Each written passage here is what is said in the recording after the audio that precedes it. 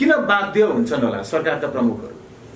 किनकि एक हिसाबले सोचौँ न, केपी ओली, देउबा इत्यादि कोही पनि मान्छे तपाईँ हामीलाई लाग्छ कि मलाई मरिसकेपछि मान्छेले गलत मान्छे रहेछ भन्ने ठानुन्, त्यसरी बुझुन् भन्ने लाग्छ र लाग्दैन नि हामी कसैलाई।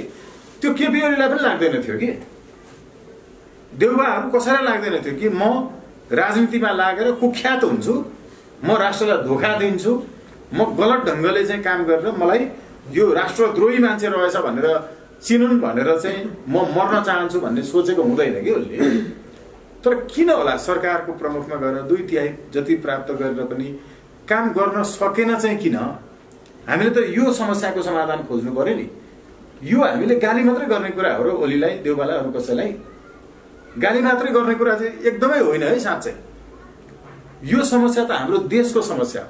हाम्रो देश किन यति कमजोर भयो कि जो मान्छे जाँदा पनि सरकारमा पुगेर विदेशीको हितलाई ध्यानमा राखेर काम गर्नुपर्छ, जनताको हितलाई होइन। किन? किनकि ऊ सरकारमा जाने बित्तिकै उसको टाउको माथि एउटा तरवार छ। त्यो तरवार भनेको सांसदहरूलाई प्रयोग गरेर सरकार विदेशीले ढालिदिने। त्यसैले बाबुराम भट्टराईज्यूले भन्नुभयो कि साँचो त अन्तै रहेछ, म प्रधानमन्त्री भइटोपले मात्रै। केपी ओलीले आफै भन्नुभयो कि मेरो सरकार विदेशीले ढालिदिन लागे, ढालिदिन्छन् यहाँ केही गरे भने। उहाँले सत्य त बोल्नुभयो, खुट्टा कमाउँदिन भन्नुभयो। अब एउटा चाहिँ के भने एकपटक खुट्टा कमाउँदिन भन्नुभयो, अर्को पटक चाहिँ खुलेरै बोल्नुभयो। यो किन हुन्छ? पछिल्लो वाक्यका लागि चाहिँ फेरि एकचोटि सिन्धुपाल्चोकमा छौँ। अघि हाम्रो नवीन सरले भन्नुभएको छ कि यो अञ्चलको सबभन्दा ठुलो जिल्ला जसले ओभरअल नेपालको 1.73% ओगटेको छ। यो जिल्लाले 2,87,973 जनसङ्ख्या भएको 68 सालको अनुसार होइन। मैले यसको अघिल्लो पटक आउँदाखेरि यो जिल्लाको हेरेको थिएँ कि त्यति बेलाको बजेट अनुसार यो जिल्लाका लागि भनेर विनियोजन गरिएकोमा प्रति व्यक्ति चाहिँ त्यति बेला 2 लाख चाहन्छन् पर हेड बजेट पर्दो रहेछ कि यहाँ।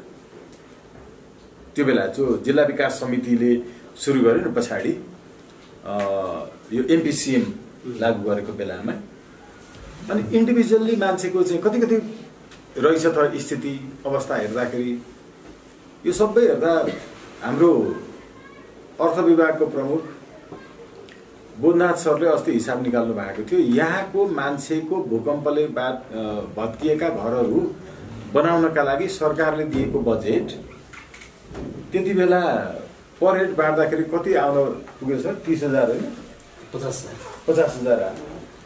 50,000मा चाहिँ घर बनाउन दिएको, घर बनाउन दिएको मात्र ठगेर लगेको, 3 लाख दिएर 9 लाख लगेको, ठगेर दिएको होइन। त्यसले राम्रो नक्सा पनि बन्दो रहेन रहेछ। हामी एकदमै सेमी फर्मल हिसाबले कुरा गरिरहेको। 35,000 पर्छ त्यसको नक्सा आवासको लागि। आवासको चाहिँ राज्यले पूर्ण रूपले बनाइदिने मान्छे 35,000 त नक्सैलाई लाग्छ। पक्की घर बनाएर दिनलाई चाहिँ 35,000 छुटाएको छ। मैले यो भनेको के भने नेपालका सबै अर्थविदहरू त असाध्यै राम्रो बजेट भनेर भनिरहेका थिए, तर उहाँको विश्लेषण जसरी आयो त्यो विश्लेषण अब त्यसलाई काट्न सक्ने मान्छेहरूको कोही निस्किएन कि। एकजना हाम्रो गजेन्द्र बुढाथोकी हुनुहुन्छ, अर्थ विश्लेषक, आर्थिक पत्रकार। उहाँ अरू चाहिँ आजको गोर्खापत्रमा छापिएको सुनको भाउ यति भनेर लेख्थे। उहाँ चाहिँ यो सुनको भाउ जुन राष्ट्र ब्याङ्कले चाहिँ प्रकाशित गरिरहेछ यो गलत छ भनेर लेखिरहनु भएको हुन्थ्यो कि। विश्लेषणको तह त्यहाँसम्म उहाँ पनि फेरि हामीसँगै हुनुहुन्छ है, शुद्ध राष्ट्रिय अभियानमै उहाँ अर्थ विभागमै हुनुहुन्छ। त्यो खालको क्षमता, सिप, दक्षता, विश्लेषणको चाहिँ गहन आधारहरू भएका साथीहरू हामीसँग हुनुहुन्छ। हामी सबैका आफ्ना आफ्ना क्षमताहरू छन्। खालि अब हामीलाई नै विश्वास गर्ने कि नगर्ने, जान्न त सबैले जानिरहेकै छन् यी खराब छन्, पार्टीहरू खराब छन् इत्यादि के। हाम्रो किशन सरले भन्नुहुन्थ्यो एउटा कथा, ब्यादाले चाहिँ चरालाई चारो छर्छ अनि आएर जाल बिछ्याउँछ अनि त्यहाँ चराहरू पस्छन् अनि हरेक दिन चरालाई ब्यादाले लिएर जान्छ शिकारीले। एकजना ऋषि आएर सिकाएछन्, सिकारी आउँछ, जाल बिछाउँछ, चारो छर्छ, खानु हुँदैन, जानु हुँदैन, जालमा परिन्छ भन्ने कुरो पुरै त्यो घोक्न लगाएछन् क्या चरालाई। चराले पुरै घोक्यो। सिकारी आउँछ, जाल बिछाउँछ, चारो खन्याउँछ, जानु हुँदैन, खानु हुँदैन, फस्नु हुँदैन, फसिन्छ गयो भने। यति सिकाएपछि रटाएपछि चाहिँ अब फस्दैन होला चरा र ज्यान बचाउन सक्छु भनेर ऋषिलाई लागेछ। चरालाई सबै रटाएको आइतहाल्यो सिकारी, जाल पनि फिजाइहाल्यो, चारो पनि छरिहाल्यो। चारो छर्ने बित्तिकै चराहरू सबै उडेर गइहाले। सिकारी आउँछ, जाल फिजाउँछ, चारो खन्याउँछ, जानु हुँदैन, खानु हुँदैन, फस्नु हुँदैन भन्दै खान थालिहाल्यो कि झरापझुरु पारेर लिएर गइहाल्यो सिकारी। फेरि अर्को चारो छर्ने दिन आउँदैछ चुनाव होइन, यी यस्तै हुन्, यिनले खान्छन्, यिनले केही गर्दैनन् भन्दा भन्दै पुरै रटिसक्यौँ। फेरि अब हामी त्यसमा परिहाल्छौँ हेर्नु है ठ्याक्कै। यी ऋषि चाहिँ को रहेछन् भन्दा यिनी श्रृङ्ग ऋषि रहेछन्। यी श्रृङ्ग ऋषि भनेको चाहिँ तपाईँको विश्वामित्र को चाहिँ तपोवन 5 पोखरीमा थियो। यो सिन्धुपाल्चोकमा चाहिँ तपाईँको श्रृङ्ग ऋषि थिए। उनी हिमालको छेउमा चाहिँ तपाईँको तपस्या गरेर बस्थे। सिन्धुपाल्चोक जिल्लाको मैले कुरा गरेँ है। र यहाँ चाहिँ नारद एकचोटि भेट्न चाहिँ गए श्रृङ्ग ऋषिलाई। नारद भेट्न गएपछि त्यहाँ ठन्डीले गर्दाखेरि चाहिँ एकदम गाह्रो स्थिति भएपछि चिसो पानीले उनी नुहाउन सकेनन्। नुहाउन नसकेपछि तपाईँको श्रृङ्ग ऋषिले चाहिँ तातो पानीको एउटा धारा खोलिदिए। हो त्यो धारा चाहिँ अहिलेको तातो पानी धारा हो। सायद सिन्धुपाल्चोकको बारेमा यहाँहरूलाई नै बढी जानकारी छ। यो यस्तो ठाउँ हो जहाँ तिब्बतसँग तपाईँको चाहिँ सन्धि गरेर फर्किँदै गर्दाखेरि चाहिँ काजी भीममल्ललाई चाहिँ तपाईँको काटियो। त्यसका धेरै पाटाबाट चाहिँ विश्लेषण गरिएको छ इतिहासमा। भीममल्ललाई तपाईँको चाहिँ काटिएको ठाउँ हामी यो सिन्धुपाल्चोकमा फेरि जन्माउन चाहिँ कस्ता कस्ता पुग्यौँ। अघि फेरि नवीन सरले भन्नुभयो हामीले कस्ता कस्ता मान्छेलाई जिताएर पठायौँ। जो सिंहदरबारमा जन्मिएका थिए, जसलाई त्यहाँबाट बास उठाइयो अनि हुँदै हुँदै बचेरा बासमा पुगे अनि तिनीलाई हामीले धेरैचोटि यहाँबाट जिताएर पठायौँ होइन, त्यो पनि भन्न परेन। त्यसपछि फेरि के गर्यौँ, कतिपटक चारो छरियो, कतिपटक हामी त्यही जालमा पुगेर चारो खान थाल्यौँ। यो सबै हामीलाई थाहा छ। तर यति हुँदा हुँदै पनि हामीले अरू सबै गलत भन्ने, गाली गर्ने होइन, के भनिरहने मात्रै हो त। समस्या त सबैलाई थाहा छ त। समस्या हामी सबैलाई थाहा छ, तर समाधान थोरै मान्छेलाई थाहा छ। समाधान फेरि बुझ्छन् थोरै मान्छेले। समस्या सबैलाई थाहा छ, समाधान थोरैलाई थाहा छ। जसलाई थाहा छ उसले चाहिँ नेतृत्व गर्नु पर्यो। अघि एकजना जुडासले चाहिँ जिजसलाई धोका दिए। 12 जना थिए त्यहाँ। यहाँ पनि आज चाहिँ सिन्धुपाल्चोकको 12 जना युवाहरू हुनुहुँदो रहेछ क्या फेरि ट्याङ्गे होइन, 12 जना युवाहरू हुनुहुँदो रहेछ होइन। जति बेला उहाँले बोल्दै हुनुहुन्थ्यो अहिले टाउको गर्नुहोस् त होइन। यो 13 चाहिँ फेरि अब पाश्चात्य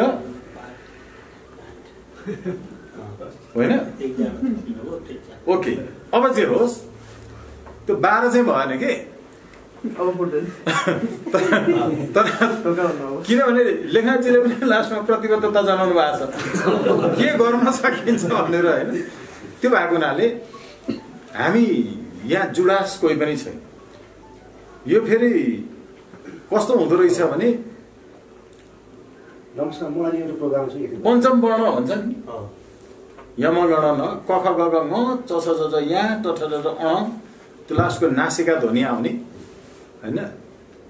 त्यो बाहेक चाहिँ अर्को यो र ठ थ फ आउनेवाला चाहिँ फेरि सबैतिर नाम उस्तै उस्तै जुड्दै जाँदो रहेछ क्या, जुडास पनि उस्तै लाग्ने। यता तपाईँको चाहिँ अब गान्धीको गोडसे आउने एउटा टाइपको चाहिँ आउने रहेछ। मैले त खालि सन्दर्भ मात्रै किन जोडेको भने हामीले अहिले यहाँ चाहिँ सिन्धुपाल्चोकमा जे बीजारोपण गरेका छौँ त्यो बीजारोपणमा हाम्रो आङ्गेलीजी एउटा माध्यमको रूपमा आउनुभयो। यो एकदमै सही भन्नुपर्छ। म केवल माध्यमको रूपमा मात्रै न हो, केवल माध्यम मात्रै हो। यहाँ समस्या छ सबैले भने, समाधान के हो जो हामीले भन्यौं त्यो समाधान गर्नका लागि तपाईँ सदस्य बनिदिनुहोस् न इत्यादि भनेको भने संगठन निर्माणतर्फ चाहिँ हामी पहिला गएनौँ। जति बेला सिंहदरबारको जमिन व्यक्तिले आफ्नो बनाइसकेको थियो हामीले पहिल्यै जानकारी प्राप्त गरेर त्यसको विषयमा डकुमेन्टहरू तयार गरेर मुद्दा हाल्न गयौँ। बालुवाटारको हाम्रो युवराज कोइराला अधिवक्ता नै हुनुहुन्छ, अभियानको केन्द्रीय सदस्य हुनुहुन्छ, निवेदक उहाँ हुनुहुन्थ्यो। त्यो विषयमा उल्टै हामीलाई समातेर जेल हालेर मुद्दा हाल्दियो। अरू मिडियाले त्यसको 2 वर्षपछि मात्रै थाहा पाएर पुरा ठुल्ठुलो अभियन्ता बनेर आए मान्छेहरू। तर हामी चाहिँ त्यसको लागि कामै गरिरहेका थियौँ कि अहिले पनि त्यो मुद्दा जारी छ। त्यही मुद्दा जो पछि बालुवाटारको जग्गाको विषयमा आयो।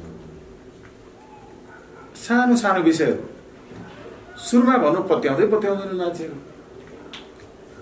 कसैले त्यसलाई चाहिँ चासो सरोकार राखेन। त्यहाँदेखि जस्तो हिजो अस्तिको कुरासम्म गर्नुहोस् न, यही हाम्रो सिन्धुपाल्चोककै ज्वाइँ हुनुहुन्छ एकजना शिवशक्ति आचार्य पत्रकारै, उहाँसँगको एउटा अन्तर्वार्तामा मैले भनेको थिएँ जो ठ्याक्कै संसद विघटन भएकै भोलि पर्सिपल्टको अन्तर्वार्ता थियो। प्रधानमन्त्रीले सिफारिस जो संसद विघटनको गरेका छन् मा संविधानको कुनै धाराले दिँदैन संविधान यो संसद विघटन गर्नु। त्यसकारण उहाँले कुनै पनि धारा उल्लेख नगरिकन निर्णय गर्नु भएको छ र सिफारिसमा त्यो पछि थपिएको छ भनेर त्यो हाम्रो तर्फबाट हामीले दिएको अन्तर्वार्ता बाहेक तपाईँले कसैकोमा भेट्नुहुन्न। जो मैले यहाँ आउनुभन्दा अगाडि सेयर गरेर आएको छु। 3 हप्ता अगाडिको अन्तर्वार्ताको यसको 10 मिनेटदेखिको ड्युरेसनमा हेर्नु होला कृपया भनेर लेखेर सेयर गरेको छु। कोही पत्याउँदैन त मान्छे। ठुल्ठुला विश्लेषकहरू चाहिँ छन् फेरि, किनकि त्यो निर्णयमा ठ्याक्कै लेख्दाखेरि चाहिँ साँच्चै नै संविधानमा हुँदै नभएको कुरालाई टेकेर भनेर निर्णय पुस्तिकामा लेखियो भने चाहिँ त्यो चाहिँ ब्लन्डर हुन्थ्यो। बरु लुकाउन छिपाउन सकेसम्म छिपाउने चाहिँ त्यो पोलिटिकल कल्चरै हो कि जहाँ पनि त्यस्तो भनिँदैन। जस्तो कोरोनाबाट मरेका मान्छेहरूको संख्या राष्ट्रले अहिलेसम्म जहाँ पनि संसारमा जति पनि महामारी छन् नि त्यहाँ राज्यको पहिलो कर्तव्य त्यो महामारीबाट मरेका संख्याहरूको वास्तविक अङ्क लुकाउने, अरू मुलुकहरूको अगाडि आफ्नो चाहिँ प्रतिष्ठा बचाउनु। त्यो त्यस्तै हुन्छ। पहिला तपाईँको प्लेगहरूमा पनि त्यस्तै भएको थियो, बिफरहरूमा त्यस्तै भएको थियो, त्यो फ्लू यो चाहिँ बर्ड फ्लूहरूदेखि लिएर अहिलेसम्म त्यस्तै नै हो। अहिले पनि त्यो भएको छ। तर मैले खालि भनेको के भने हामीले जे कुरा सत्य नै पहिलादेखि भन्दै आयौँ ती कुराहरू चाहिँ मान्छेहरू कि वास्ता गर्दैनन्, कि ध्यान दिँदैनन्, कि डराएर त्यो कुरोको बारेमा बोल्दैनन्। तर हामीले के भन्यो भने यो सबै कुरा गलत हो, गलत भइरहेको छ, समस्या छ। तर समाधान चाहिँ के हो त? हो त्यो समाधान अघि कस्तो राम्रोसँग भन्नुभयो बोधनाथ सरले, यसो गरेर घर दिन सकिन्छ। यसरी फेरि पटक पटक अघिल्लो पटकको राहतको रूपमा पीडितलाई दिएको रकमबाट पुनर्निर्माण नभइकन अर्को पटकको समस्या आउँछ, फेरि भत्किहाल्छ। त्यो कहिल्यै फेरि दोहोऱ्याएर गर्न नपर्ने गरिकन बनाउन सकिन्छ भनेर जो भन्नुभयो हो त्यो काम अहिलेकै सरकारले गर्दा हुँदैन। यो काङ्ग्रेस एमाले माओवादी राप्रपा राजपालले गर्दा हुँदैन र स्वतन्त्र राष्ट्र अभियानै चाहिन्छ र उनीहरूले गर्दा हुन्छ होला नि। हो यो बिन्दुबाट अब अगाडि सोच्नु पर्यो। हेर्नुहोस् है, यो गर्न सकिन्छ, तर अहिलेको व्यवस्थामा त्यो सकिन्न। किनभने यो व्यवस्था जुन छ, यो व्यवस्था रहन्जेलसम्म हरेक उत्पादनहरूको 200% कर लिने गरिकन नेपाल भित्रै इन्डियन सामानहरू नेपालमा बजार बन्द हुन्छ। जसले यो गर्नुपर्ने हो त्यो गर्नुपर्ने व्यक्तिलाई सरकारको नेतृत्व गरिरहँदाखेरि इन्डियाको व्यापारलाई घाटा हुने गरिकन नेपालमा नीति ल्याउने बित्तिकै सांसदलाई प्रयोग गरेर सरकार ढालिदिन्छ। किनकि हाम्रो मूल व्यवस्था भनेको चाहिँ हाम्रै मुलुक र मुलुकी भन्नाले नागरिकलाई हित हुने खालको कुनै पनि काम सरकारमा बस्ने मान्छेले गर्यो भने संसदभित्रको इक्वेसनलाई, समीकरणलाई चेन्ज गरिदिन्छ विदेशीले। अहिले नागरिकता हेर्नुहोस् त, तपाईको चाहिँ 40 लाखलाई जुन दियो 46 सालमा,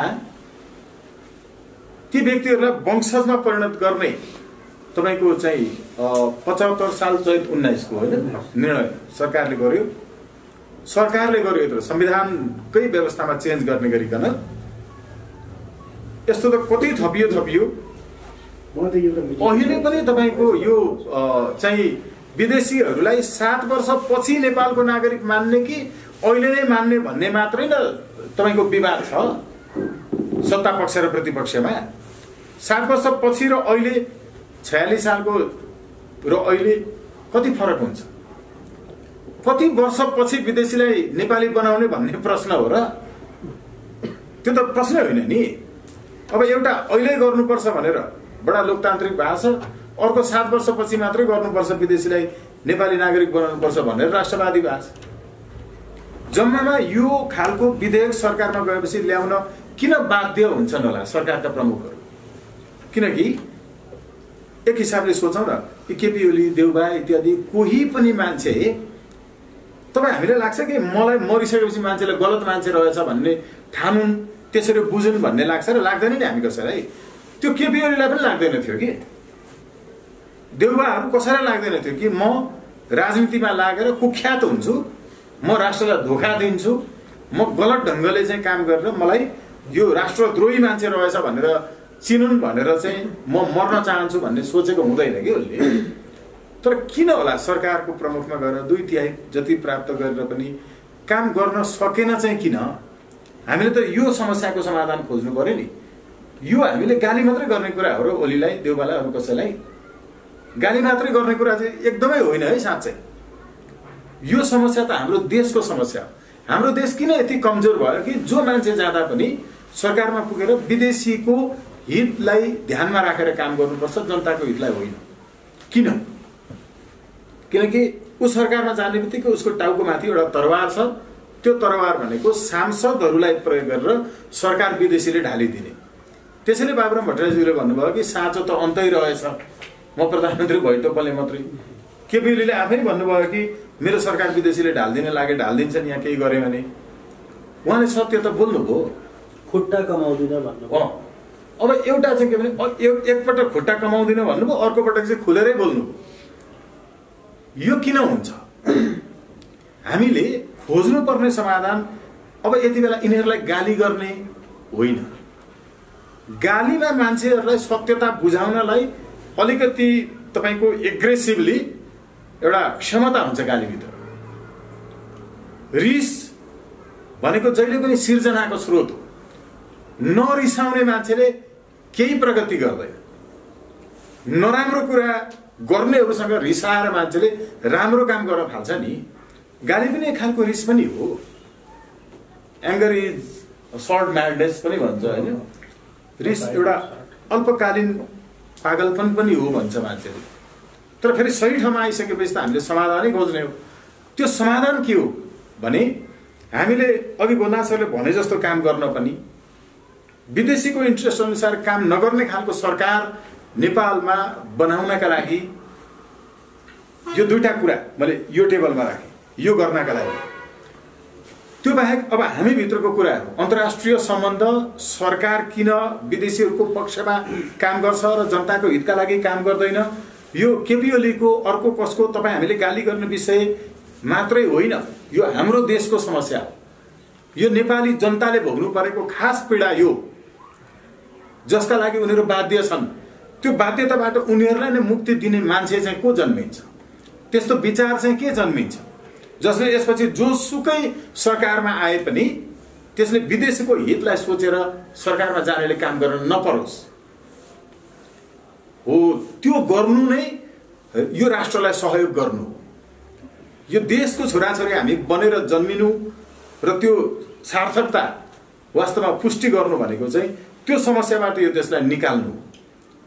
त्यो एउटै कुरा हो कि सरकार बनाउने मान्छेले विदेशीले सरकार ढालिदेला भनेर नडराइकन काम गर्न सक्ने खालको यो राष्ट्रको साँच्चै संप्रभु सत्ता नै प्रयोग गर्ने सरकार निर्माण गर्ने। त्यो भनेको सांसदले सरकार बनाउने होइन। सांसदको सिट जतापट्टि बढी छ त्यतै तर्फको एउटा मान्छे प्रधानमन्त्री बन्ने न हो अहिलेको। तर सांसदको सिट जोडघटाउ गरेर होइन,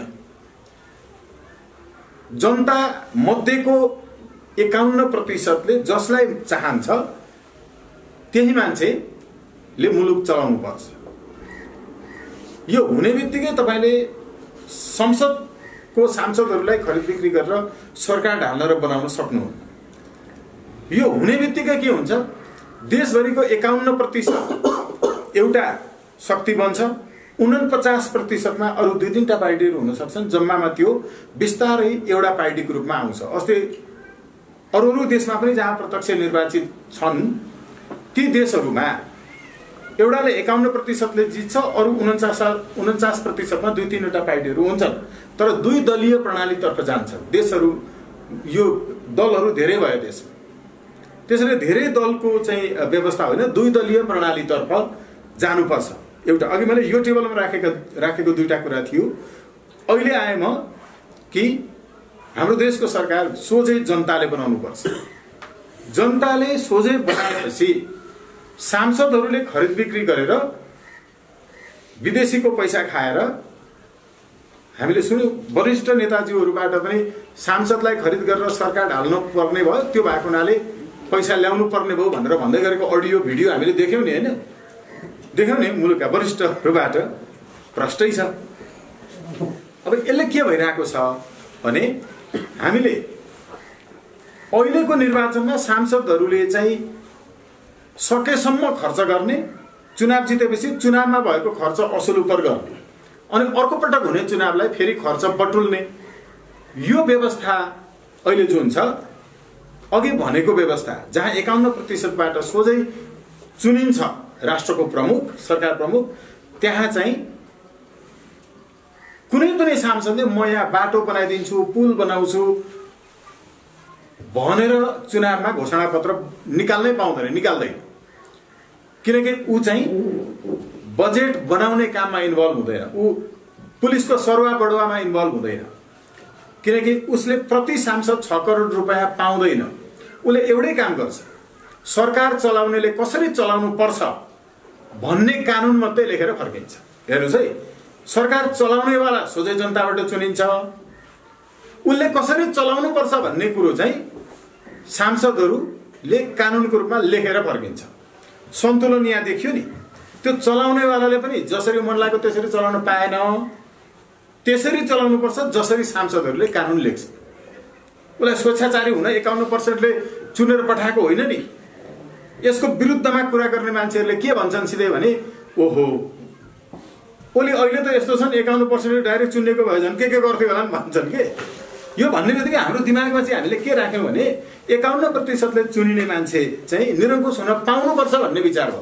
त्यस्तो होइन, यो त सभ्यता, संगति हैन, अनुशासनको व्यवस्था हो नि। त्यसैले सांसदहरू मन्त्री प्रधानमन्त्री हुन पाउँदैनन्। सांसदले केवल कानुन लेख्छन्, जुन कानुनको कार्यान्वयन कार्यपालिका अथवा 51% बाट चुनिएको सरकारको प्रमुख र उसले बनाएको टिमले गर्छ। यो व्यवस्था मुलुकमा चाहिएको। अब यदि यही खालको व्यवस्था हुने हो भने चाहिँ हामीले के भन्यौं, यो काम गर्छु भनेर चुनाव जितेर जाने, जितिसकेपछि त्यो काम नगर्ने, यो भनेको त कन्ट्र्याक्ट ब्रेक गर्यो नि त, करार भङ्ग गर्यो नि, सम्झौता भङ्ग गर्यो। हामीले त सम्झौता गरेको, तिमीसँग भएको भोट मलाई देऊ, म तिम्रो लागि यो गरिदिन्छु भनेर घोषणापत्रमा लेखेर ल्याएको हो नि त। अनि त्यो काम गरेन भने हामीसँग भएको चाहिँ लिइहाल्ने, उसले चाहिँ नगर्ने। त्यसकारण भोट फिर्ता पाउनुपर्छ जनताको। यसलाई भन्छ राइट टु रिकल, प्रत्यावहनको अधिकार भन्छ। यो प्रत्यावहनको अधिकार हामीले राणाकालमै राइट टु रिकल चाहिन्छ भनेर नारा लगाएको भए के हुन्थ्यो होला भन्नु त? प्रत्यावहन पुनः बोलाउने, आह्वान, फिर्ता बोलाउन पाउनु। अब यो प्रति आह्वान हैन, हामीले राणाकालमै रिकल हुनुपर्छ, राइट टु रिकल हुनुपर्छ भनेको भए त त्यो अचम्म लाग्थ्यो। किनभने जहाँ चुन्न पाउने व्यवस्था त थिएन जनप्रतिनिधि, त्यहाँ फिर्ता बोलाउन पाउने अधिकारको माग उठ्न सक्थ्यो र भनेको के भयो नि, यो युगले कुन एजेन्डालाई कति बेला उठाउने भन्ने कुरो आफै युगले उठाउँदै जान्छ। राणाकालको माग होइन नि, तर कम्तीमा 15 सालपछि त यो माग हुन सक्थ्यो होला।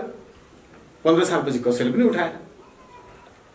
रिजेक्ट हामीले जुन भन्यौं, ल ठिकै छ, कांग्रेस एमाले माओवादी नै होस्, मान्छे जहिल्यै त्यो सूर्य बाहेक कहीँ भोट हाल्न जानेको छैन, रुखमा मात्रै हाल्न जानेको छ, हलोमा मात्रै हाल्न जानेको छ, लट्ठी उठाए पनि त्यही भोट हाल्छ।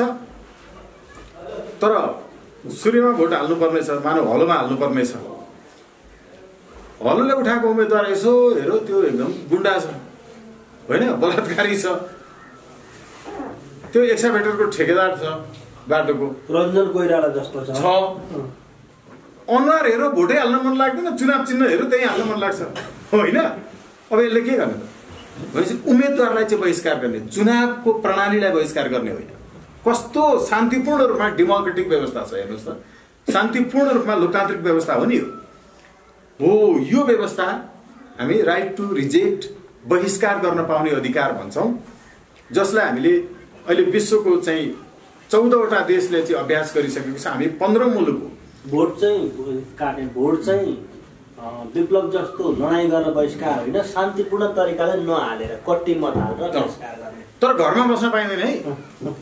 जस्तो बेल्जियममा हो भने तपाईलाई राइट टु रिजेक्टको अधिकार दिएको छ, रिकलको पनि अधिकार दिएको छ। त्यसैले तपाईले चुनावमा भोट हाल्न जान सक्नुहुन्न भने 15 दिन अगाडि नै मेसेजबाट मात्रै भए पनि म भोट हाल्न आउन पाउँदिन भनेर सूचना दिनुपर्छ। दिएन भने ड्राइभिङ लाइसेन्स पनि खारेज हुन्छ। यस्ता व्यवस्था भएका देशहरू पनि छन्। त्यसैले मैले दिएको भोट पनि फिर्ता लिन्छु पनि भन्न पाउनुहुन्छ क्या तपाईँ। नागरिकलाई त यति बलियो बनाउने हो नि त हामीले। यो बलियो बनाउने गरिकन हामी जो जाने कुरालाई नेपालमा हामीले संहिताबद्ध गर्यौं। प्रमुख निर्वाचन आयुक्तलाई हाम्रो कृष्ण सर र म समेत गएर भेटेर आयौं। हामी फेरि त्यहाँ अब विस्तृत यसको चाहिँ कसरी लागू गर्न सकिन्छ होला हामीलाई लेखेर दिनुस् भन्नुभएको छ। हामी लेखेर फेरि जाँदैछौं लिएर। हामीले चाहेको के हो? यी कुराहरू नेपालको इतिहासमा अर्को कसैले उठाएको थिएन। ल ठिकै छ, कसैले नउठाए पनि हामीले उठायौं, अरूले पनि राम्रोसँग गरे हुन्थ्यो। तर एकचोटि नुहाएको पानीले फेरि नुहाएर सफा हुन सकिँदैन है। एकचोटि नुहाइसकेको पानीले फेरि नुहाएर सफा हुन नसके जस्तै एकचोटि क्रान्ति गर्छु भनेर थचिएको मान्छेले फेरि क्रान्ति गर्न सक्दैन। यो चाहिँ बडा इन्टेलेक्चुअल रिभोल्युसनको कुरा छ। यो एकदम बौद्धिक विद्रोहको कुरा छ। हामीले चाहिरहेको व्यवस्था के हो? साथीहरूले काम गर्न दिएनन्, त्यसैले संसद विघटन गर्नु पर्यो किनकि मलाई 2/3 चाहियो अनि मात्रै काम गर्न सक्छु। त्यो त चुनावको परिणाम आउने बित्तिकै यो चुनाव कहाँ हुन्छ यस्तो भनेर अक्टोबर क्रान्ति गरिदिए भइहाल्यो त भएन? बोल्सेविक रिभोल्युसन है होइन? त्यस्तो गरिदिए भइहाल्यो। तर संसारमा यस्ता पनि व्यवस्था छन्। अहिले 38 वटा देशमा यो व्यवस्था छ। अहिले मैले भन्न लागेको जुन देशमा संसद विघटन राष्ट्रपति मरो भने पनि हुँदैन, उपराष्ट्रपतिले चलाउँछ। उपराष्ट्रपति मरो भने पनि हुँदैन, तेस्रो वरियताकोले चलाउँछ। त्यो मरो भने पनि हुँदैन। 14 जना मर्नु पर्यो अनि बाँकी 15औं रहेको एउटाले मात्रै संसदको चाहिँ चुनावको फेरि मध्यावधि घोषणा गर्न सक्छ। यस्ता देशहरू 38 वटा छन् विश्वमा। भनेको के भने यसलाई संसद विघटन गर्न मन लाग्यो भने पहिला मरेर देखाउनु पर्यो नि त, होइन? त्यो व्यवस्था चाहियो कि चाहिएन नेपाललाई? जनतासँग भोट मागिसकेर अनि फेरि ताजा जनादेश चाहियो रे तुरुन्तै। भात पाकिरहेको छ अगाडि फेरि ताजा भात चाहियो भन्छ तुरुन्तै। होइन र त्यस्तै भएन यो, खानै नपाइकन पाकिसकेको छ त, भर्खरै पाक्यो होइन, 2.5 वर्ष 2 वर्ष पनि नभइकन फेरि ताजा चाहियो।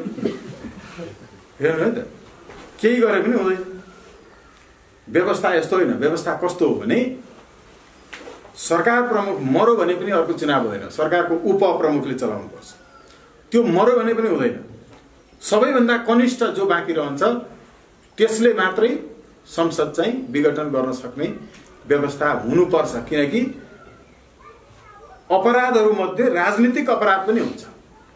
मानवाधिकारको सर हुनुहुन्छ हाम्रो टुला सर, यो मानवाधिकारको गम्भीर उल्लङ्घन हो नागरिकको कि तपाईँ हाम्रो पुलपुलेसा बन्ने, पार्टी पौवा बन्ने, फलैजा बन्ने, कृषि मल खाद बिउ बिजन किन्ने पैसाले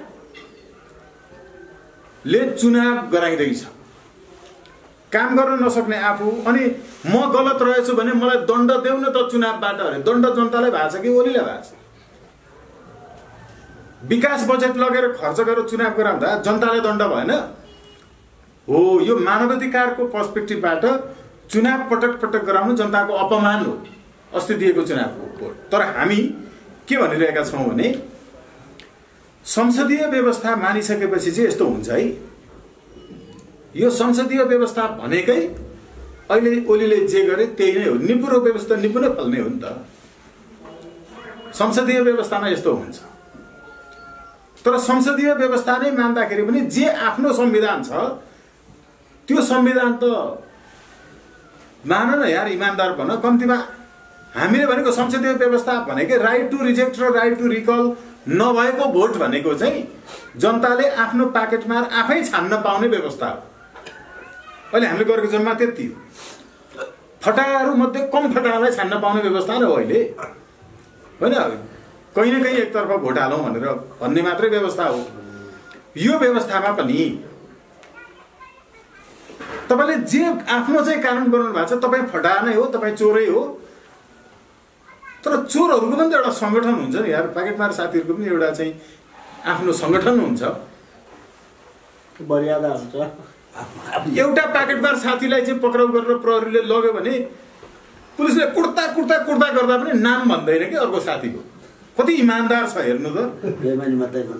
त्यति इमान्दार पनि नहुनु पर्ने उनीहरूले संसदीय व्यवस्था नै मान न, तर आफैले बनाएको नियम त मान। आफैले बनाएको नियममा के भनेका छन्? तपाईँले संविधानको धारा 76 मा हेर्नुभयो भने त्यो 76 को 1 2 3 4 गर्दै 5 7 सम्म आउँछ। त्यसमा एकदम प्रश्न हुन्छ। अरू साथीहरूले हामीले बुझाउनु पर्यो भने नि 1 नम्बर हाम्रो देशको प्रधानमन्त्री कसरी बन्छ संविधान अनुसार? बहुमत प्राप्त दलको संसदीय दलको नेता। संविधानको धारा 76 ले भन्छ कुनै पनि दलले बहुमत प्राप्त गर्न सकेन भने संसदमा प्रतिनिधित्व गर्ने दलहरू मध्ये सबैभन्दा धेरै चाहिँ सदस्य संख्या भएको, यो चाहिँ तेस्रोमा पर्छ है 76 को। 76 को 2 मा चाहिँ के हुन्छ भने एउटाले बहुमत प्राप्त गरेन भने दुईटा मिलेर बहुमत हुन्छ भने त्यो दुईटा वा 2 भन्दा बढी को विश्वासको मत प्राप्त गर्ने प्रधानमन्त्री हुन्छ। त्यो पनि हुन सकेन। 2 वा 2 भन्दा बढी दलकोले पनि कसैलाई पनि प्रधानमन्त्री विश्वास गर्दैन, मलाई मात्रै भन्छ सबैले। एउटाले गर्दा पनि विश्वासको मत आएन भने अब सबभन्दा धेरै सांसद भएको एउटाले चाहिँ म प्राप्त गर्न सक्छु भनेर प्रधानमन्त्रीको रूपमा चाहिँ नियुक्ति गरि पाऊँ भनेर राष्ट्रपतिलाई विश्वास दिलाउने गरिकन सिफारिस गर्यो भने त्यसलाई प्रधानमन्त्री बनाउने। त्यो पनि हुन सकेन, उसले पनि विश्वासको मत प्राप्त गर्न सकेन मानौ। हेर्नु फटाफट यो 2-3 दिनमा हुन्छ नि, 30 दिनभित्र यो काम गरिसक्नुपर्छ भनेर लेखाएको छ संविधान। मानौ बहुमत प्राप्त दल भएन, 2 वा 2 भन्दा बढी दल भएन, त्यसपछि धेरै संख्या प्राप्त गर्ने ठुलो बहुमत चाहिँ नपुगेको तर सांसद संख्या चाहिँ धेरै भएको ठुलो दल मात्रै। पहिला 47 सालको संविधानले ठुलो दल लेखाएको थियो, अहिले चाहिँ धेरै सदस्य प्राप्त भएको संख्या भएको दल भनेको छ। त्यसले त्यो पनि भएन भने अब एक्लै स्वतन्त्र उठेको र जितेको कोही रहेछ भने वा हुन चाहिँ एमालेबाट जितेको छ तर संसदीय दलले सिफारिस गरेन, तर म चाहिँ विश्वासको मत प्राप्त गर्न सक्छु एमालेबाटै जितेको भए पनि संसदीय दलले मलाई सिफारिस नगरे पनि म त्यो भनेको के हो भने संविधानमा यही लेखा छ। सबभन्दा लास्टको विकल्प चाहिँ म चाहिँ विश्वासको मत प्राप्त गर्न सक्छु, संसदीय दलले सिफारिस गरेको होइन, अब मलाई प्रधानमन्त्री बनाउनुहोस् भनेर निवेदन दियो र राष्ट्रपतिलाई त्यो कुरामा विश्वास लाग्यो भने उनले विश्वासको मत पछि प्राप्त गर्ने शर्तमा प्रधानमन्त्री नियुक्त गर्ने व्यवस्था हो। उनले नियुक्त गरेको त्यो प्रधानमन्त्रीले पनि विश्वासको मत प्राप्त गरेन भने त्यो एउटा मान्छे चाहिँ को हो त? जसलाई संसदीय दलले सिफारिस पनि गर्दैन, व्यक्तिगत रूपमा ऊ प्रधानमन्त्री हुन चाहन्छ, तर के भन्छ भने दलले सिफारिस नगरे पनि म विश्वासको मत प्राप्त गर्न सक्छु भन्ने आधार प्रस्तुत गर्छ। त्यो आधार संविधानमा नलेखेको मात्रै हो, सबै सांसदलाई किन्न सक्छु भने हो। त्यो बाहेक अरू कुनै विकल्प छैन, होइन? म किन्न सक्छु, म विश्वासको मत लिन सक्छु, मलाई चाहिँ बनाउनुहोस् भनेर दिने हो। अनि त्यसलाई बनाउँदाखेरि पनि फेरि पनि विश्वासको मत आएन भने प्रधानमन्त्रीको रूपमा विश्वास गर्न सक्ने कोही पनि मान्छे संसदमा नभएको हुनाले अब प्रधानमन्त्रीको रूपमा विश्वास प्राप्त गर्ने व्यक्ति सहितको संसद जन्माउनलाई त्यो संसद सरकारै बनाउन नसक्ने संसद पनि संसद हुन्छ संसदीय व्यवस्थामा भनेर अर्को संसदको चुनाव गराउने व्यवस्था हो के संविधान। विश्वव्यापी अभ्यास यही हो र हाम्रो संविधान त प्रष्ट रहेको छ। अब यही कुरो पनि तिमी मान्दैनौ। अघि भने जस्तो कम्तीमा चोरको संगठनमा बसेपछि चोरको नियम त मान, त्यो पनि मान्दैन। तर जम्मामा हामीले भनेको के भने काम अर्कै गर्नुपर्छ है, चोरी गरेर यसको संगठन बलियो बनाएर गर्ने होइन भनेको संसदीय व्यवस्था मानिरहने होइन। व्यवस्था हामी उन्नत लोकतन्त्रतर्फ जानुपर्छ, प्रत्यक्ष प्रजातन्त्रतर्फ जानुपर्छ, जहाँ मान्छेको राइट टु रिजेक्ट हुन्छ, राइट टु रिकल हुन्छ। अघि भनेको ट्याक्सेसन सिस्टम चाहिँ एकदम पारदर्शी हुन्छ, उसले प्राप्त गर्छ तिरेको करको पनि लगायत। द्विदलीय प्रणाली हुन्छ, सांसदहरू मन्त्री प्रधानमन्त्री हुन पाउँदैनन्, यी लगायतका विषयहरू छन्। अब हो यो कुरा बुझ्नलाई नि हिजो कस्तो एकदम अति विद्वानहरूसँग छलफल भयो है। 48 सालदेखि मिडियामा भएका साथीहरूसँग सँगसँगै बसेको 53 देखि चाहिँ यहाँ वकालत गरिरहेका कानुन व्यवसाय हाम्रै छिमलका होइन न्यायाधीशहरू भइसकेकाहरूसँग छलफल गरियो बसेर पहिला संसदीय व्यवस्था किन विफल भयो, अब किन यो गलत छ भन्ने कुरो सबै बुझाइसक्यौँ हामीले। के सर म बसेका थियौँ, सबै बुझाइसक्यौँ। हो हो हो एकदम ठिक हो भन्दै भन्दै आए 1 घन्टासम्म। एकदम ठिक हो तपाईँले, एकदम विफल हो, त्यसैले राजा चाहियो भन्छ फेरि। एकदम ठिक हो, त्यसैले राजा चाहियो। के हो भने हामी जे जति बोलिरहेछौँ नि, संसारमा एकदमै थोरै मान्छे हुन्छन् जो अनुभवबाट बोल्दैन। तपाईँले मेरो व्यक्तिगत रूपमा अहिलेसम्म मैले जे अनुभव प्राप्त गरेँ नि, त्यो अनुभवलाई आधार मानेर स्वागत नेपाललाई व्यक्तिगत मैले कुरा गर्दैछु। स्वागत नेपाललाई चाहिँ व्यक्तिगत रूपमा तपाईँले विश्वास गर्नुभयो भने तपाईँ फस्नुहुन्छ। संसारको सबै सफल मान्छे र नयाँ काम गर्ने मान्छे अनुभवहीनहरू हुन्। हामीले जे जति कुराहरू बोल्छौँ हामीले अनुभवको आधारमा बोल्छौँ। तपाईँ उठेर हिँड्न सक्नुहुन्छ नि अहिले, होइन? सक्छौँ भन्ने जवाब हामी सोझै दिन सक्छौँ, तर यो बसेको बसे यत्तिकै जुरुक्कै टक्कसँग माथि उड्न सक्नुहुन्छ भनेर भन्दाखेरि सक्दिनँ भन्नुहुन्छ सोझै। किनभने तपाईँले अहिलेसम्म अभ्यास गरेका छैन त्यसको। उठेर जुरुकै हिँड्न थालेको कुराको अभ्यास गरेका छ, त्यो अनुभव छ। मान्छे यो बस्दा बस्दै कति घन्टा कति दिनमा या हुँदा हुँदै मान्छे चाहिँ जुरुक्कै उड्न सक्छ र त्यो खुला भएको झ्यालबाट बाहिर जान सक्छ। यो अहिलेसम्म एक्सपिरियन्स नभएको हुनाले सक्छु भन्दैनौँ कि हामी। मान्छेका हर एक वाक्यहरू जो मुखबाट निस्किन्छ नि, त्यो योभन्दा अगाडिका अनुभवहरूबाट निस्किन्छ। अनुभव गरेको छ कि संसदीय व्यवस्थाको कि राजाको, त्यो बाहेक अरू अनुभवै गरेका छैन। तर विश्वले अघि मैले भने 38 वटा देशका देशको जो 15 वटा देशको तपाईँको चाहिँ राइट टु रिजेक्टको चाहिँ व्यवस्था गरेका छन् र हामीले नेपालमा इन्ट्रोड्युस गरायौँ। त्यो बेला मान्छे हाँस्थे। निर्देशनात्मक आदेश हुनुभन्दा पहिला सर्वोच्चबाट यो कानुनी बहुलटीपन हो पनि भने हामीले वरिष्ठज्यूहरूले, अनि हामीले अलि रुखो खालको जवाफ दियौँ त्यो बेला। अब त्यो के चाहिँ हुँदो रहेछ भने नि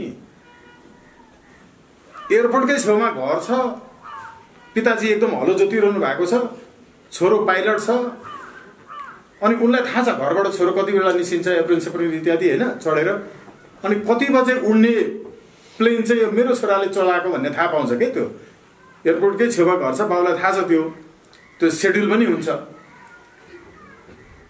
यो चाहिँ छोराले उडाएको भन्ने प्लेन तल हलो जोतिरहेछन्, माथि प्लेन छोराले उडाएको जाँदैछ, यसो हेर्छ, केटाले उडाउनु त उडायो तर अलिक मिलाएन छ भन्छन् अरे कि बुवाले चाहिँ त्यो भन्नुहुन्छ कि होइन। अलिअलि तपाईँ हामी भन्दा जान्ने नै हुनुहुन्छ नि त हाम्रो बुवा होइन र। तपाईँ हामी जति सुकै पढौँ हामीभन्दा जान्ने हुनुहुन्छ कि उहाँ। त्यो कुरो हामीले हाम्रो बुवा आमाहरू गुमाउनेहरूले मात्रै थाहा पाउँछ। जीवनमा तपाईँको महत्त्वपूर्ण निर्णय लिनुपर्ने बेलामा उहाँहरूको सम्झना आएको बेलामा मात्रै थाहा पाउँछ। र आफू जीवनको उत्तरार्धतर्फ लागेपछि जब बुवा आमाको सम्झना आउँछ नि, संसार जितिसके सब जानिसके भनेको मान्छेले त्यति बेला मात्रै थाहा पाउँछ। तर उहाँहरूको अनुभव छ, आफ्नो ठाउँमा छ, त्यसलाई पनि हामी सम्मान गरौँ। राणा विरुद्ध लडेर त्यति बेलाको पञ्चायत ल्याइदिएर अनि जनताले प्रत्यक्ष रूपमा चाहिँ कम्तीमा छान्न नपाए पनि अहिले जस्तो अप्रत्यक्ष प्रजातन्त्र जहाँ हामीले डाइरेक्ट सरकार बनाउँदैनौँ, त्यो हुँदै हुँदै भए पनि कम्तीमा रिकल हुनु पर्यो भन्न सक्ने ठाउँसम्म त ल्याइ पुर्याएका छन्। यिनीहरूले जे गरेका छन् हामीले यसकै जगमा टेकेर न उभिने हो होइन र। यिनीहरूले केही गर्दै गरेका छैनन्, यो होइन है। त्यसैले हामी के भन्दैछौँ, हामी सम्मानपूर्वक यसलाई एडभान्स कसरी बनाउने, उन्नत कसरी बनाउने। उन्नत लोकतन्त्र भनेको के हो? त्यो उन्नत लोकतन्त्रमा अघि भनेका 4-5वटा कुराहरू जोडिन्छन्। यो हुने बित्तिकै कसैले कसैलाई सत्तो सराप गर्नै पर्दैन। मान्छेले के पनि भन्यो भने 51% आउने बित्तिकै होइन चाहिँ सरकार बनाउने हो भने त हामी चाहिँ एजेन्डा ल्याउने, हामी नै जान पाउँदैनौँ यार।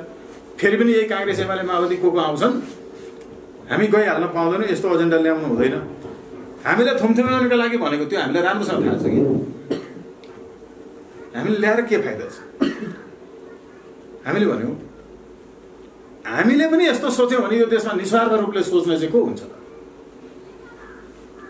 तपाईँ हामी नै जानुपर्छ तुरुन्तै भन्ने कुरा होइन कि। हामी साँच्चै निस्वार्थी छौँ भने नि, यसो भन्दा कतिपय साथीहरूले यो एकदम एउटा भावनात्मक धार्मिक होइन कुनै केही धार्मिक गुरुको जस्तो कुरा गरौँ पनि भन्छ। त्यो मैले किन्छ र भने होइन है। एउटामा जोडिहाल्छु कि हाम्रो एउटा समूहलाई ठुला दलहरूले चाहिँ केन्द्रीय समितिमा हामी तान्छौँ, त्यो पनि ल्याउनुहोस् छोडौँ भनेर भन्यो।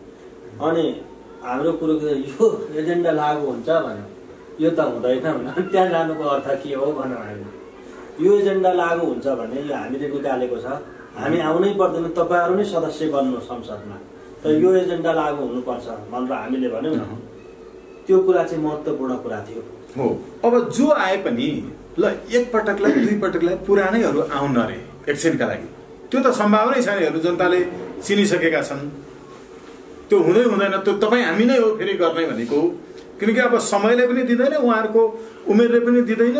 केही एकपटक आए भने पनि जोसुकै आओस्, कम्तीमा यो मुलुकमा थिति त नयाँ बस्यो। कम्तीमा विदेशीले उसले भने अनुसारको काम नगर्ने बित्तिकै सांसदलाई प्रयोग गरेर सरकार ढाल्न त पाएन। हाम्रो देशको मुख्य समस्या त यो हो नि। यो नेपाल राष्ट्रको उत्पत्तिदेखि अहिलेसम्म विदेशीले चलाएको भनेको के हो? कसैले भन्छन् यसले कहाँ विदेशको कुरा गर्छ, कहाँको कुरा गर्छ। हामी भन्दैछौँ संसारको कुनै पनि देशको कुनै पनि नागरिकले नेपालमा अनअराइभल भिजा दिनु हुँदैन। पहिला भिजा लिएर काम गर्नु हो भने वर्क पर्मिट लिएर अनि मात्रै आउनुपर्छ। त्यसो त साँच्चै दार्शनिक दृष्टिले भन्ने हो भने यो विश्व नागरिक र विश्व ग्रामको कल्पना हामीसँग छ।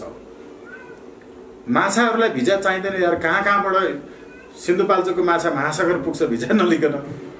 चराहरूलाई चाहिँदैन, मान्छेलाई भिजा चाहिने। यो धरतीमा जहाँ मान्छे मारे पनि एउटै होइन, अनि एउटा देशमा कम सजाय अर्को देशमा बढी सजाय किन हुन्छ? मैले अमेरिकामा ढुङ्गा कुटे पनि, त्यहाँनेरि आइसक्रिम बेचे पनि, नेपालमा आइसक्रिम बेचे पनि, मान्छेलाई तन्दुरी बनाएर खुवाए पनि मेरो शरीरले गर्ने मेहनत त्यति नै होइन। अनि मैले त्यहाँ चाहिँ रकम तुलनात्मक रूपमा बढी प्राप्त गर्ने, यहाँ चाहिँ मैले कम प्राप्त गरेँ। मेरो शरीरले धाने जति जे गरेको छु त्यसमा त्यहाँ बढी यहाँ कम हुन्छ र? यो धेरै टाढाको कुरा। हामी त्यहाँसम्म पुग्ने दार्शनिकता यहाँभित्र छ। तर तत्कालका लागि चाहिँ नेपाल स्थित सबै विदेशी आइएनजिओहरूलाई स्पष्ट रूपमा लखेट्ने नै भनेर हामीले लेखा छ हाम्रो अदालतमा। आइएनजिओहरूको नेपालमा धेरै ठुलो खतरनाक खेलहरू छन्। अब यसो भन्दाखेरि कुन चाहिँ विदेशी संस्थाले, कुन चाहिँ देशले नेपालमा तिनका प्रतिनिधि जासुसहरूलाई नेपालबाट लखेट्नका लागि पैसा दिएर स्वतन्त्र राष्ट्रिय अभियान जन्माउँछ होला? यस्तो कल्पना गर्न सकिन्छ? व्यक्तिगत रूपको त कुरा नगरौँ, जतिपय साथीलाई थाहा छ उहाँहरूले व्यक्तिगत रूपमा भन्नु होला होइन, इन्डिभिजुअल हामी सबै साथीहरूको बारेमा त्यो फेरि बढी प्रचार जस्तो लाग्छ। मैले नकुलजीलाई भनेको थिएँ कि कार्यक्रम यस्तो हलमा होइन, तपाईँले कुनै न कुनै स्कुलको प्राङ्गणमा चौरमा गर्नुपर्छ है, हामी चौरमा बसेर गरौँ भनेर। दौरा सुरुवाल लाएर चिटिक्क परेर हिँड्छ भन्छ। दौरा सुरुवाल लाउँदा चिटिक्क देखिन्छ भने त्यसमा मेरो दोष केही पनि छैन होइन। लाउनेको कारणले गर्दा स्कुलमा चाहिँ जानु रहेछ। अब हामी यहाँ धेरै साथी हुनुहुन्छ नि स्वतन्त्र राष्ट्रिय अभियानकै केन्द्रीय टिममा बस्नु, जो यस्तो यो तलको भुइँ छ नि, अघि राति पनि म यस्तै भुइँमा सुतेर आएको। यहाँ आउँदाखेरि म 90% समय चाहिँ अफिसको यस्तो भुइँमा सुत्छु, काम गर्दा गर्दा टाइमको कारणले। मेची महाकाली डुल्दा म चाहिँ होटलमा बसेर खाँदै सुत्दै हाम्रो टिम हिँडेको होइन नि। टेन्ट, स्लिपिङ ब्याग, ग्यास चुलो, चामल बोकेर सडकमै खाँदै सुत्दै त्यही रात बिताएर हिँडिहाल्नु। त्यो एकदम एडभेन्चरस पनि थियो, राम्रो थियो। 3 पटकको उसमा राम्रोसँग गरियो त। भनेको जब हामी यस्तो हलहरूमा कार्यक्रम गर्न थाल्छौँ, केकेजीले भन्नुभएको थियो अबको कार्यक्रम हलमा होइन, अहिले पनि हलमा होइन, थोरै भए पनि हलमा होइन। अब चाहिँ हामी बाहिरै नै गर्ने हो कि यो सबै कुरा त्याग्न छोड्न आवश्यक पर्यो भने हिजो जस्तो गलत ढङ्गले तपाईँको चाहिँ मान्छेलाई दुःख दिने गरिकन होइन, तर शान्ति युद्धका लागि हाम्रो एउटा टिम चाहिँ भूमिगत हुन पनि तयार छ, सक्छ, त्यो जरुरी पनि छ। तर त्यसले दुःख दिने मान्छेहरूलाई गर्दै हिँड्दैन, त्यसले ज्ञान फैलाउँदै, चेतना फैलाउँदै, यी कुराहरू भन्दै, मान्छेहरूलाई सहयोग गर्दै, त्यो भनेको मिडियामा चाहिँ नआइकन गर्ने, तर राम्रो काम गर्दै यी कुराहरू फैलाउँदै हिँड्ने त्यो टिम पनि अब जरुरी छ, तयारी छ। त्यसमा साथीहरूको साथ, समर्थन, सहयोग, शुभकामना र अन्तिममा सल्लाह जरुरी छ। हामी सबै ठाउँमा पुगेर साथीहरूका घरमा, एउटै घरमा नेपालभरि डुलिरहने त्यो टिमलाई चाहिँ एउटा टोलमा पुग्दा एउटै घरमा 5 जना साथीहरू बस्दा समस्या हुन्छ भने त्यो 5 जना साथीहरू 5 जना साथीका घरमा छरिएर बसेर त्यहाँ अरू 5 वटा नजिकका घरका मान्छेहरूलाई साँझमा एकछिन बोलाएर कुरा गर्दै हिँड्ने, कसैको केही नबिगार्ने, समस्या छन् भने समाधान गरिदिँदै हिँड्ने। कानुनी समस्या हुन सक्छन्, अरू समस्याहरू हुन सक्छन्, यसरी जानुपर्ने पनि हुन सक्छ। अब यहाँको चाहिँ सिन्धुपाल्चोकको अहिलेको टिम जुन छ, यो टिमले एकदमै खुसी लागेको छ कि यहाँको अहिले 9 वटा र 3 वटा गरेर 12 वटा पालिकाहरू छन् यो जिल्लामा। 12 वटा पालिकाहरूमा एउटा पालिकाको जिम्मा एक जनाले लिने गरिकन आजको यो टिम बनोस्, मेरो चाहिँ कामना छ। एउटा साथीले एउटा पालिकाको जिम्मा लिने, त्यो साथीको जिम्मा के हुन्छ भने त्यो पालिकाभित्र कतिवटा वार्डहरू छन् त्यति नै जना मान्छे तयार गर्ने। एकजनाले हेरेको पालिकाको जतिवटा वडा छन्, 9 वटा वडा भएको छ भने 9 जना साथीहरू तयार गर्ने।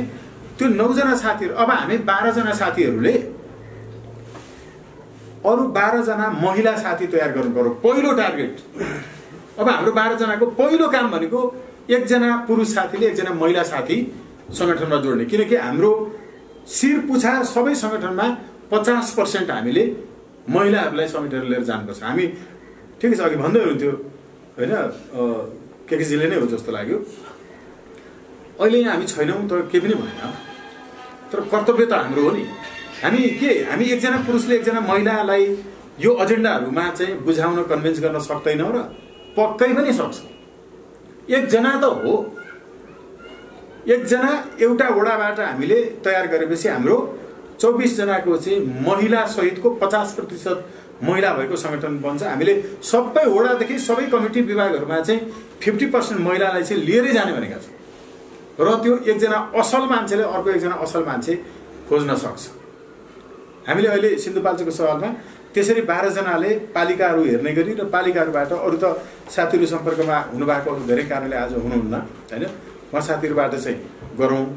अरू साङ्गठनिक उसमा केही छन् साथीहरूको भने म त्यसलाई थोरै एड्रेस गर्छु, छैन भने मैले अरू धेरै कुराहरू नगरिकन तुरुन्तै निर्वाचन आयोगको लागि जे काम भइरहेछ, आज सायद दुर्गाजीले चाहिँ गर्नुहुन्छ र अङ्ग्रेजीसँग पनि चाहिँ कोअर्डिनेट गरेर हामीले अहिले अब नागरिकता मतदाता नामावलीमा भएको चाहिँ नम्बर सहितको नागरिकताको प्रतिसहित अहिले अब कलेक्सन सबै जिल्लाहरूबाट भइरहेको छ।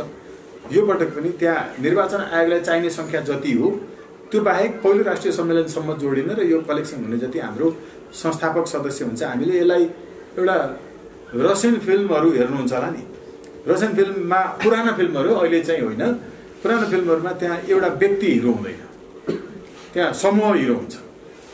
हामीले यो स्वतन्त्र राष्ट्र अभियान पश्चात गठन हुने उन्नत लोकतान्त्रिक पार्टीमा यहाँ कोही एकजना संस्थापक हुँदैन, यहाँ हामी यहाँ भएकाहरू मात्रै संस्थापक होइन। यसको पहिलो राष्ट्रिय सम्मेलनसम्म जोडिन आउने शपथ सदस्यहरू अघि जो भनिएको छ, हामी सबै त्यसको संस्थापक सदस्य हुन्छौँ र हाम्रो विधानमा त्यो लेखिनेछ। किनकि विचार चाहिँ र क्रान्ति चाहिँ एक दिनमा फुत्त जन्मिने होइन, त्यसलाई धेरै लामो प्रोसेस चाहिन्छ र त्यो एक्लैले जन्माउने पनि होइन। त्यसैले हामीले भोलि हुने हाम्रा कार्यक्रममा त्यहाँ चाहिँ बिपी गणेशमान पुष्पलाल इत्यादिको मार्क्स लेनिनको जस्तो फोटो झुन्ड्याएर चाहिँ गर्ने होइन। हामीले त्यति बेला राख्छौँ केही भने त्यो अक्षर ब्रह्म भन्छ नि, हाम्रा अक्षरहरू हाम्रो विधानमा भएको कुरा, हाम्रो जो विधान हुन्छ हामीले बरु त्यसलाई चाहिँ भित्तामा राख्छौँ। यसमा भनिएका जो सूत्रहरू छन् नि, स्वतन्त्र राष्ट्र अभियानको सदस्य जोसुकै हुन सक्दैन, हामी जोसुकैलाई बनाउँदैनौँ पनि, त्यति सजिलो छ हाम्रो सदस्य हुन। पहिल्यै सम्पत्ति विवरण माग्छ सङ्गठनले, सम्पत्ति विवरण सार्वजनिक गरेर वेबसाइटमा राखेर आउन त मान्छे लुकलुक खुट्टा कामिहाल्छ नि, कामदैन र। त्यो भएको हुनाले यो पृथ्वीकै एकमात्र र पहिलो सङ्गठन हो जसले सबैभन्दा तल्लो कमिटीको पनि सदस्यलाई सम्पत्ति विवरण सार्वजनिक नगरिकन कमिटीमा बस्न दिँदैन। यो धरतीकै पहिलो यस्तो सङ्गठन हो जसले आवश्यक परेको बेला सबै सदस्यहरूको टेलिफोन कल डिटेल्स सार्वजनिक गर्न बाध्य गराउँछ। त्यो विदेशीबाट चलेको छ कि तस्करबाट चलेको छ कि कोबाट चलेको छ, त्यो जासुस हो कि, यो गर्न सक्ने हिम्मत नेपालको कुनै मान्छेसँग छ जो स्वतन्त्र राष्ट्रिय अभियानको सदस्य होइन बाहेक। स्वतन्त्र राष्ट्रिय अभियानको उन्नत लोकतान्त्रिक पार्टीको सदस्य बाहेक अरू कसैसँग यस्तो हिम्मत छैन। त्यसैले हामी कहाँ सबै मान्छेलाई बाहिर अहिले बाटोमा गएर सोधौँ न, भनेको काम नगर्नेले फिर्ता बोलाउनु पर्छ कि पर्दैन भन्नुहोस् त भन्दै अहिले हामी चेक गर्नलाई सोधौँ त बाटोमा 100%ले पर्छ भन्छ। अनि यो संसद भङ्ग गर्नुभन्दा विकास बजेट चाहिँ खर्च गरेर लगालग सरकारका मान्छे सबै मरेर एकजना मात्रै बाँकी भयो भने अनि पो चुनाव गर्नुपर्छ त होइन र भनेर सोध्नु त सबैले हो भन्छ। पार्टीहरू धेरै भयो, अब 2 दलीय प्रणालीमा जानुपर्छ हो कि होइन भनौँ त, सबैले हो भन्छ।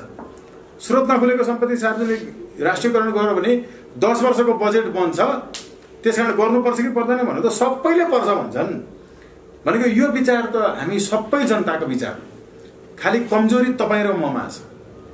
तपाईँ र ममा के कमजोरी छ भने हामी यही विचार बोकेर घर घरमा बसिरहेका मान्छेहरूलाई हामी भेट्न पुगेका छैन। ती मान्छेहरूलाई हामीले गएर यो कुरो भन्न सकेका छैन। हर एक मान्छेलाई भेट्यो त्यो पनि खराब यो पनि खराब सबै खराब भनिरहेको हुन्छ। तपाईँ पनि खराबै हो त भनेर सोध्नु त म त होइन भन्छ।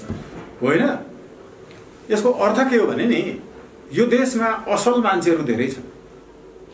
यो देशमा खराब मान्छे धेरै छैनन् नि, जनता खराब छैनन्। अलिकति डाक्टर, अलिकति वकिल, अलिकति न्यायाधीश, अलिकति नेता, अलिकति व्यापारी, यो सबैबाट केही दर्जन मान्छेलाई 17,000 को ठाउँमा त्यता अङ्क जोडिएको भए अहिले यस्तो हुँदैन थियो। त्यहाँ छ एकदम थोरै मान्छे मात्रै छन् खराब, आम मान्छेहरू एकदम असल छन्। तपाईँ र म जस्तै छन् ती मान्छे, खालि मियो भेटेको छैन।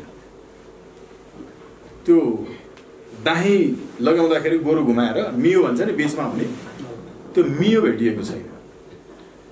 हो, त्यो मियो चाहिँ जरुरी छ। अब यी त अलिकति केही भावनात्मक कुराहरू इत्यादि होला नि। तपाईँ हामीलाई होइन आज बिहे गरेको छ, श्रीमती छोडेर विदेश गएको छ, कतिपय साथीहरू विदेशबाट फर्किनु भएको छ। आज विवाह गरेर कतिपय बिहे गर्न मात्रै नेपाल आउनुहुन्छ विदेशबाट, बिहे गरिसकेर फर्किनुहुन्छ। आज बिहे गर्नुहुन्छ, भोलि फर्किनुहुन्छ। आज बिहे गरेर श्रीमती छोडेर, श्रीमान छोडेर विदेश जाने एउटा युवा जसलाई जवानीमा आफ्नो प्रियसीसँग बस्न दिएन, जसले त्यो मान्छे जतिको दुश्मन को हुन्छ जीवन। हरेक युवाहरूलाई त्यस्तो उमेरमा आफ्नो श्रीमान श्रीमतीसँगै बस्न नदिने जतिको पापी को हुन्छ यो देशमा। अरूका छोराछोरीलाई त्यस्तो बनाएर आफ्ना छोराछोरीलाई चाहिँ यो राज्य कोषबाट 2 करोड दियो होइन, 2 करोड रुपियाँ दिएर सगरमाथा बेस क्याम्पमा अर्कैको श्रीमतीसँग मोज गर्न पठाउने, पहिला पाइन्ट लगाउँदाखेरि तिग्राका मासु झर्ने गरी पिट्ने, पछि तिनैलाई मन्त्री बनाउने, अनि हाम्रा छोरा युवाहरूलाई दिनै पछि 7वटा लास विदेशबाट बाकसमा भरेर ल्याउने, अनि प्रधानमन्त्री चाहिँ रमाउला साइली 40 कटेसी भन्दै गीतको प्रचार गर्ने। यस्तो अवस्था हुँदा पनि हाम्रो आँसु झर्दैन। यस्तो अवस्था हुँदा पनि हामी साँच्चै तयार हुँदैनौँ भने हामी सबै मरिसकेकै भावना नि, यति पनि फिल नहुने त्यस्तो पनि युवा हुन्छ। युवामा त युवा कालमा चाहिँ मान्छे त्यो हार्डकोर कम्युनिस्ट हुन्छ भनेर भन्थे कि, किनकि एकदम युवा कालमा मान्छे बढी परामर्थी हुन्छ। मलाई अंश पनि चाहिँदैन, केही चाहिँदैन, म अरूका लागि ज्यान पनि दिन तयार छु भन्ने जुन फिलिङ हुन्छ नि, त्यो फिलिङ त अझ युवा कालमा हुनुपर्ने हो नि त। त्यो युवालाई नै त्यस्तो बनाएर पठाइएको छ। बिहे गर्ने बित्तिकै धपाएको छ यो देशको व्यवस्थाले, नेताले, पार्टीहरूले। विदेश पुगेर फेरि पार्टीलाई लेबी पठाइरहेछ यार, त्यहाँ गएर भातृ सङ्गठन पो खोलिरहेछ, त्यहाँ गएर पनि भातृ सङ्गठन खोलिरहेछ। हेर्नुहोस् त कस्तो काली लाग्दो स्थिति छ, कस्तो ठुलो भ्रममा के। यसलाई चिर्न सक्ने तपाईँ हामी कोही जन्मिँदैन, यसलाई चिर्न सक्ने हामी कोही तयार हुँदैनौँ। त्यो सक्छौँ उसलाई थाहा छैन। यहाँभन्दा बाहिर पनि अर्को कुनै संसार छ भन्ने थाहा छैन। साँच्चै पानीमा भएको माछाले त बाहिर निस्किने बित्तिकै मर्न खोज्छ, अनि बाहिर केही छ भन्ने नै लाग्दैन नि त, होइन र? अब अघि हामीले भनेको हो त्यही र त यो व्यवस्था खत्तम भयो भन्ने बित्तिकै त्यही र त राजा भन्नेहरूलाई उनीहरूको एक्सपिरियन्समा कि संसदीय व्यवस्था छ कि राजा छ, त्यो दुइटै भन्दा फरक पनि अर्को एउटा व्यवस्था छ, जो व्यवस्था न यो दलवादी हो न त्यो राजावादी हो। यो दुइटै भन्दा फरक हो, जो उन्नत लोकतान्त्रिक हो, जनताबाट डाइरेक्ट निर्वाचित हुने हो, 2 दलीय हुने हो, जुडिसियल पुलिस लगायतको व्यवस्था हुने। त्यसमा पछि कुरा गरौँला। हो यसको पक्षमा हामी अहिले साँच्चै जुटेर डटेर लाग्नुपर्ने स्थिति छ। यसका लागि तयार बनौँ र सबैले एकपटक प्रण गरौँ। अघि भने जस्तो यहाँ त्यति धेरै गाह्रो छैन। 12ले 12 अरू महिला साथीहरू, एकजनाले कृपया एकजनाले अर्को एकजना महिला साथी जोडौँ अनि 12 पालिका त भइहाल्यो। ती नै 12 जना साथीहरू हाम्रो जो हुनुहुन्छ आज, ती 12 जना साथीहरू जिल्ला कमिटीको सदस्य रहनुहुनेछ। तर जिल्ला कमिटीको सदस्य रहँदा उहाँलाई तोक्नुपर्छ एउटा पालिका, त्यो पालिकाको संयोजक हुनुहुनेछ। त्यो संयोजक हुनेलाई आफू त्यो पालिकाको नभए पनि हुन्छ है। जस्तो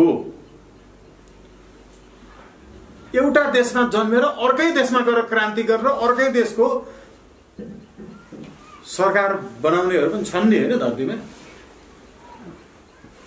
तपाईँको जे गोबेरा जस्तो मान्छेहरू भित्रको। अब हेरौँ कहाँ घर छ, जिम्मेवारी चाहिँ उहाँ भेरी कर्णालीमा। एडवर्ड सेबरडार चाहिँ पनि विदेश मन्त्री त रुसको, पछि टुक्रेपछि उता गएर राष्ट्रपति उतातिर गएर टुक्रिनेवालाहरूको पनि एउटा छ होइन। अब हामीले चाहिँ अहिले सरले भन्नुभएको नि इक्जाम्पल, हामी एउटा पालिकाको हौँ।